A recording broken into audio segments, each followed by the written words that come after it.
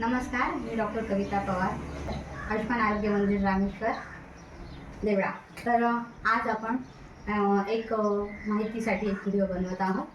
माझ्याकडे आता 2-3 CHO आले आहेत एका तालुक्याचे. तर त्यांनी स्टेटला ॲप्लाय केल्यानंतर 2 ते 3 वेळा त्यांचं ॲप्लिकेशन रिफ्यूज झालं. तर ते काय काय कारणाने रिफ्यूज होऊ शकतं ते कारण मला त्यांच्या डॉक्युमेंट्समध्ये आढळले. ते प्रॉब्लेम जर इतरांना येत असतील तर त्यांना ते समजावं म्हणून आम्ही हा व्हिडिओ करत आहोत. तर आपण बघूया. ही त्यांची फाईल आहे. यामध्ये त्यांनी सगळे डॉक्युमेंट्स वगैरे लावलेले आहेत. तर आपण ॲप्लिकेशन इथून सुरू करतो. इथे या पेजवरती हे फर्स्ट पेज आहे ॲप्लिकेशन फॉर्मचं. या पेजवर इथे आपले DQSCचे हेड जे आहे डॉक्टर हर्षल नेहते सर यांची साईन एक्सपेक्टेड आहे. ती साईन करून घ्या. वरती डेट आणि मध्ये आपल्या सब सेंटरचं नाव, तालुका हे ॲड करा. इथे नेम ऑफ सब सेंटर. नंतर सेकंड पेजवर आहे आपला जो डाटा शीट जे आहे HWC HSCचं डाटा शीट. त्यामध्ये आपण आपल्या सेंटरचं नाव, NIN नंबर, नंतर आपला पूर्ण ॲड्रेस, त्याच्यामध्ये पिनकोड नीट टाका आठवणीने. DQSCची जी इन्फॉर्मेशन आहे त्याच्यामध्ये नोडल ऑफिसर डॉक्टर नेहते सरांचे इन्फॉर्मेशन आहे. नेहते सरांचं नाव, email, mobile number, score of facility, त्याची इथे असेसमेंटचा स्कोअर टाकायचा बाकी आहे, तो टाका. नंतर इन्चार्ज, आपल्या फॅसिलिटी इन्चार्ज जे आहे ते CHOचं नाव, ईमेल, मोबाईल नंबर, त्यांचा पण स्कोअर टाकायचा बाकी आहे, तो स्कोअर इथे टाका. नंतर नियरेस्ट रेल्वे स्टेशन, नंतर एअरपोर्ट आणि टाईप ऑफ SC म्हणजे A किंवा B जे असेल ते. नंतर LR टेबल, बेड्स वगैरे हे डिटेल्स. नंतर इथे एमध्ये जे आहे names of service packages being provided, यामध्ये 12 सर्व्हिसेस नेम्स टाका. नंतर ॲव्हरेज अटेंडन्स त्यांनी 330 टाकली आहे. त्यांची लोकसंख्या 8 ते 9 हजार आहे, त्यामुळे 500च्या आसपास यायला पाहिजे किंवा त्यापेक्षा जास्त पाहिजे एक्सपेक्टेड आहे. 1000ला 80 असं आपली OPDचं टार्गेट आहे. नंतर नंबर ऑफ डिलिव्हरी फिल केलेलं नव्हतं ते करा. रेफर आऊट पण इथे जास्त पाहिजे आणि अदर्स म्हणजे काही गरज नाही. नंतर लॅब टेस्ट टाकलेलं नव्हतं. लॅब टेस्ट पण कमीत कमी 150-200पर्यंत आपण टाकू शकतो जर 10,000 लोकसंख्या आहे तर. कमी लोकसंख्या असेल तर 100च्या आसपास टाका. नंतर इथे आहे PSS स्कोअर. PSS स्कोअरमध्ये मंथ 1, 2, 3चे PSS स्कोअर टाका. त्यानंतर सेकंड पेजला आहे. सेकंड पेजला आपल्याला कोणकोणते डॉक्युमेंट आपण अटॅच केलेलं आहे, डॉक्युमेंट्सचे सगळ्यांचे yes आहे ते सगळं टाकायचं आहे. आता जेव्हा आपण फॉर्मचं पुढच्या ज्या गोष्टी आहे, ही हार्ड कॉपी आहे, ही हार्ड कॉपी पण तुम्हाला मेंटेन करायला लागते आणि याची सॉफ्ट कॉपी तुम्ही पाठवणार आहे. तर ही झाली फॉर्मची सॉफ्ट कॉपी. याच्यानंतर त्यांनी आपल्याला काय काय त्याच्यामध्ये अटॅच करायचं आहे त्याची लिस्ट दिलेली आहे. त्यामध्ये तुम्ही जेव्हा पाठवता त्यामध्ये एका सेपरेट पेजवर number and names of department to be assessed. तर तुमचे 4-5 जे डिपार्टमेंट असेल ते एका पेजवर त्याचे टाईप करून प्रिंट काढून घ्या आणि ते नंबर ऑफ डिपार्टमेंट्स लिहा, त्याची नावं लिहा आणि त्याच्याखाली टाईप A or B ते मेन्शन करून द्या, ते पेज लावा. त्याच्यानंतर सेकंड आहे लेटेस्ट DQSC तुमची जी असेसमेंट झाली तर त्याची तुम्हाला कॉपी लावायची. तर आणि स्वतःची चेकलिस्ट म्हणजे DQSCची चेकलिस्ट आणि स्वतःची चेकलिस्ट यांनी इथे स्वतःची चेकलिस्ट लावली आहे. त्यामध्ये 2 चुका मला सापडल्या की सेल्फ असेसमेंटमध्ये असेसरचं नाव इथे CHOचं नाव घ्यायचं आहे. नंतर SSCचं नाव आहे इथे ANM MPW आशा यांचं नाव घ्यायचं आहे. दुसरं म्हणजे इथे डेट टाकलेली नाही, ही डेट टाका. नंतर सबमिशनचं डेट टाका. ह्या दोन्ही डेट टाका थोडं 2-3 दिवसाच्या अंतराने. तर हे महत्त्वाचं आहे. ही झाली स्वतःची चेकलिस्ट, ही पूर्ण लावा. त्याच्यानंतर दुसरी आहे सेल्फ असेसमेंट, दुसरे आहे DQSC चेकलिस्ट. या दोन्ही चेकलिस्ट नेसेसरी आहे, सेल्फ असेसमेंट चेकलिस्ट आणि DQSC चेकलिस्ट. तर यामध्ये name of assessor and name of assessee हे मी सेल्फचं सांगितलं. DQSCमध्ये जेव्हा असेसरचं नेम येईल तेव्हा तुम्ही जे डिस्ट्रिक्ट कोऑर्डिनेटर आहे ते सर मॅडम त्यांचं नाव लिहा आणि इकडे असेसी म्हणजे कोणाची असेसमेंट होत आहे त्याच्यामध्ये तुम्ही CHO ANM MPW आशा असं लिहा. ठीक आहे. तर ती DQSCची चेकलिस्ट झाली. DQSCच्या चेकलिस्टचे हे 1, 2, 3, 4, 5 पेजेस जे आहे पुढचे जे आहे रिझल्टचे तेवढेच पेजेस दिले तरी चालतात, पण आपली स्वतःची चेकलिस्ट आहे तिची पूर्ण सॉफ्ट कॉपी ठेवा. तर याच्यामध्ये महत्त्वाची गोष्ट तुमच्या चेकलिस्टमधले हे पुढचं जे शीट आहे याच्यामध्ये जे सगळे डिटेल्स दिलेले स्कोअरचे त्याच्यामध्ये आधी आपले सर्व्हिसेसचे डिटेल्स दिलेले आहेत. त्यानंतर आहे आपले एरिया वाईज जो स्कोअर आहे 8 एरियाचा स्कोअर जो आहे 8 एरियाचा जो स्कोअर आहे तो बरोबर असा याच्यामध्ये सगळीकडे मी मार्क केलेले आहे, तो सगळा अबोव 70% पाहिजे. बघा इथे 73% आहे, इथे 79% आहे, 79, 76, ते 65, 79, 66. तर इथे मी मार्क केलं आहे की इनपुट्स आणि क्वालिटी मॅनेजमेंट याच्या दोघांमध्ये हा स्कोअर बिलो 70 आहे. आणि हे लक्ष देऊन करा, ईच एरिया स्कोअर अबोव 70% असला पाहिजे. इथे स्कोअर वाढवा. नंतर टोटल ॲग्रिगेट स्कोअर आहे यांचा 76 आहे, तो आपल्याला जरी DQSCकडून त्यांनी अबोव 70 म्हटलं आहे तरी अबोव 70 ठेवू नका, तो अबोव 80% करा टोटल स्कोअर. तुमचे हे दोन्ही स्कोअर वाढले की आपोआप तुमचा इथला 80%च्या वरती हा स्कोअर जाईल जर तुमचे सगळे 70च्या अबोव आले तर. ठीक आहे, हे झालं, हे स्कोअरवर नीट कॉन्सन्ट्रेट करा. हे झालं एरिया वाईज स्कोअर. त्यानंतर आहे आपला स्टँडर्ड वाईज स्कोअर. स्टँडर्ड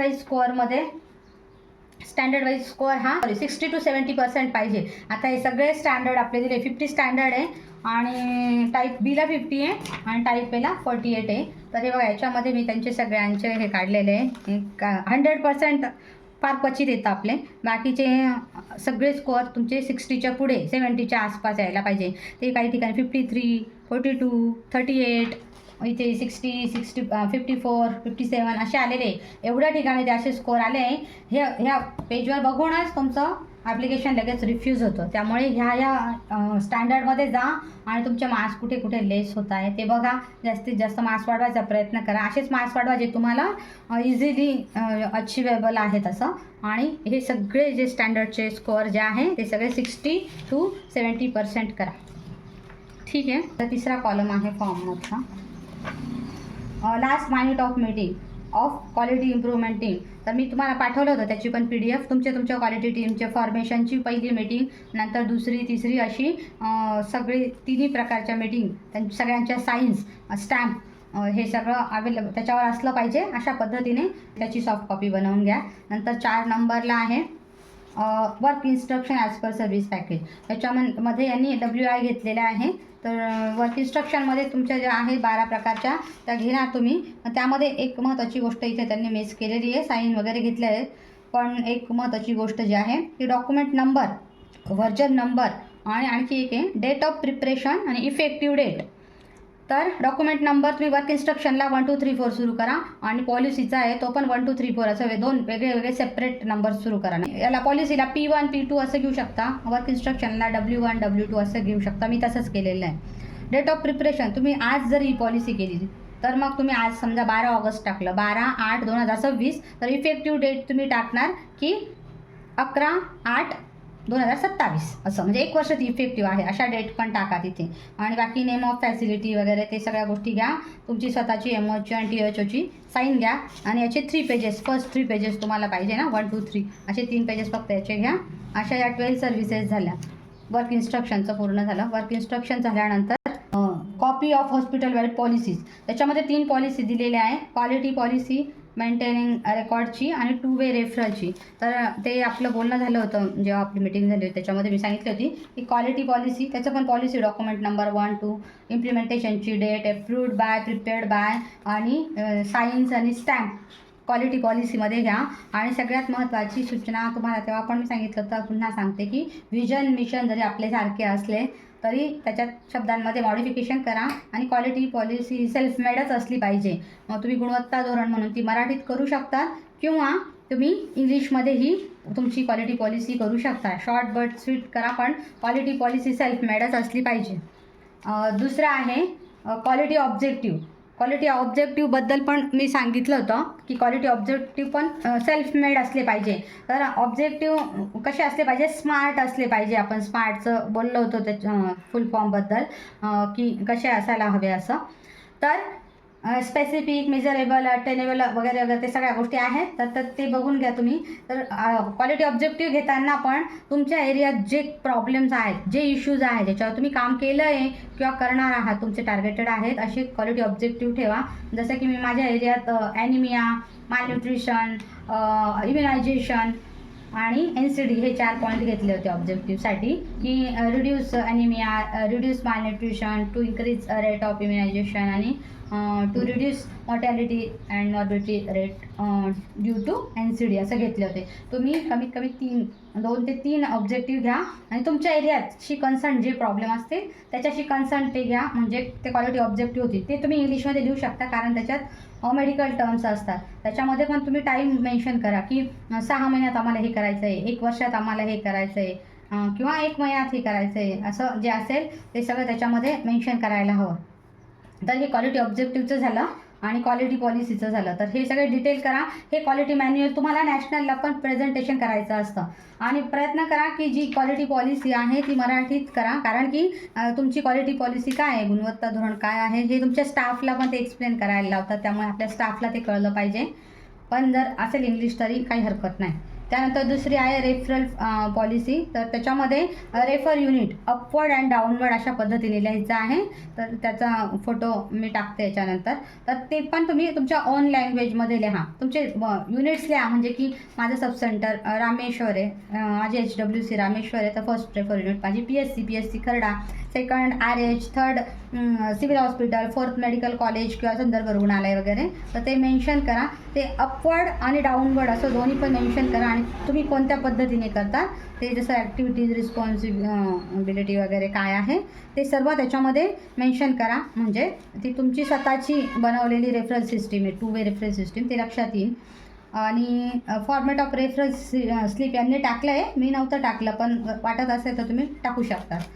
त्यानंतर आहे पुढचं जे आहे ते आपल्याला पॉलिसी, रेकॉर्ड मेंटेनन्सची पॉलिसी याच्यामध्ये नाही आहे, ती पण पाहिजे. पेशंट रेकॉर्ड मेंटेनन्स पॉलिसी ती लावून घ्या. तुम्ही सॉफ्ट कॉपी केलेली आहे तर ती हार्ड कॉपीला पण करून घ्या, तिसरी पॉलिसी. नंतर आहे scores of last 3 PSS survey and kappa. तर त्याचं मी फोटो पाठवते. इथे मी बघितलं यांनी अशा पद्धतीने जे कापा केलेला आहे. तर एवढंच एक्सपेक्टेड नाही, थोडं अजून त्याच्यामध्ये पॉईंट्स एक्सपेक्टेड आहे. इथे ना हे पॉईंट आहे. याच्यामध्ये कापामध्ये पाहिजे गॅप फाइंडिंग, जो कॉज आहे ते कशामुळे तो इशू आहे, इशू किंवा गॅप फाइंडिंग, नंतर कॉज, नंतर ॲक्शन टेकन, याच्यामध्ये मग corrective action and preventive action असं तुम्ही लिहाल. नंतर रिस्पॉन्सिबल पर्सन, टाईम लिमिट आणि आउटकम, म्हणजे ते पूर्ण फुलफिल झालं किंवा नाही झालं वगैरे. तर ह्या पॉईंटमध्ये तुम्ही कापा करायचा आहे. आणि त्याच्यामध्ये तुम्ही इश्यूज घेऊ शकता. एवढं एका महिन्याचे 6-7 घेतलंच पाहिजे असं काही नाही. तुम्ही एका महिन्याचे 2-3 इश्यू पण घेऊ शकतात आणि ते चांगल्या पद्धतीने प्रेझेंटेशन त्याचं करू शकता. तर हे कापा बरोबर तुम्ही तो PSS शीट जो आहे तुमचं, जे शीट ॲनालिसिस शीट जे आहे त्याची पण प्रिंट काढून ती फाईलला लावून ठेवा. प्रत्येक महिन्याची PSS शीट, स्कोअर शीट, आणि ज्याच्यात 3.5, 3.6 असं आहे तर ते अबोव 3 पाहिजे, म्हणजे 3च्या वरती पाहिजे, ते पण लक्षात ठेवा. आणि ते आत्ता 3-3.5 वगैरेच ठेवा, कारण नॅशनलला ते इम्प्रूव्ह झालेलं आपल्याला दाखवायचं आहे. तर मग आत्ता 3.5, 3.8पर्यंत केलं तरी चालेल. नंतर तुम्ही 4.1, 4.2 वगैरे दाखवू शकता. तर याच्यात ती प्रिंट 3 महिन्यांची लावा PSS शीटची, आणि 3 महिन्यांचे कापा पण याच्यामध्ये मेन्शन करा. त्यानंतर आहे KPI आहे. तर KPIचं जे आहे ते हे शीट जे आहे हे तुम्ही हाताने भरायचं आहे. हे दुसरंवालं जे शीट आहे आउटपुटचं ते ऑटो जनरेट होतं. तर त्याचं सॉफ्ट कॉपी मी तुम्हाला पाठवलेली आहे. शेवटचं आहे प्रमाणपत्र, 8वा नंबर. तर प्रमाणपत्रामध्ये BMWचं प्रमाणपत्र आहे, हे यांनी हे फॉर्मॅट केलेले आहे. पण याच्यासोबत मी तुम्हाला फॉर्मॅट पाठवले BMWचे, ते फॉर्मॅट यूज करा. हा सगळा फॉर्म होता.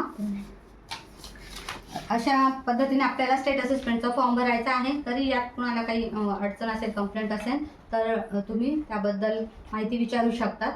आणि ह्या व्हिडिओमधून तुम्ही तुमच्या बाकीच्या इतर मित्रांना, मैत्रिणींना पण हे कन्वे करू शकता. थँक्यू.